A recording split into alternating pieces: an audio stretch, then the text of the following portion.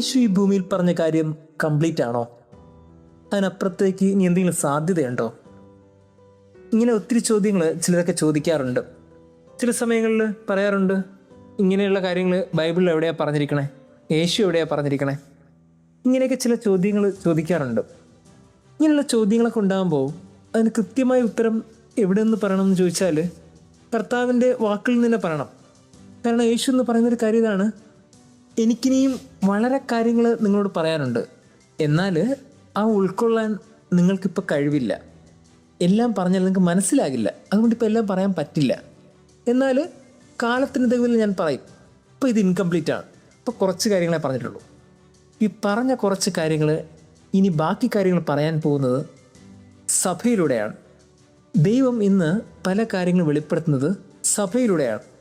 കത്തോലിക്ക സഭയിൽ 3 പില്ലേഴ്സ് പറയുമ്പോൾ അതിൽ പറയുന്നത് 1 ബൈബിൾ സ്ക്രിപ്ചർ, 2 മജിസ്റ്റേരിയം സഭാ പഠനങ്ങൾ, 3 ട്രഡീഷൻ പാരമ്പര്യം.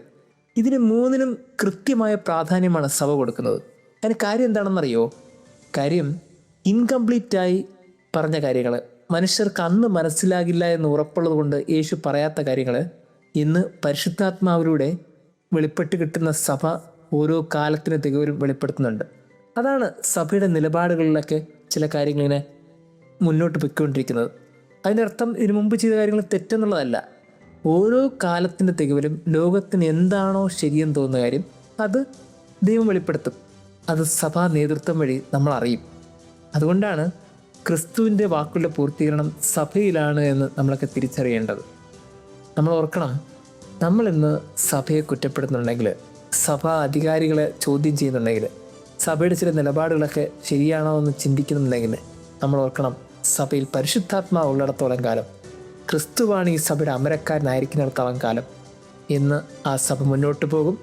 ആ സഭയുടെ നിലപാടുകൾ ക്രിസ്തുവിൻ്റെ നിലപാടായിരിക്കും, സഭയുടെ ശരികൾ ക്രിസ്തുവിൻ്റെ ശരികളായിരിക്കും. അങ്ങനെ സഭയോട് കൂടി ചേർന്ന് ക്രിസ്തുവിൻ്റെ കൈപിടിച്ച് നടക്കുക എന്നുള്ളതാണ് ഓരോ കത്തോലിക്കൻ്റെയും ഉത്തരവാദിത്വം. ദൈവം നമ്മെ അനുഗ്രഹിക്കട്ടെ.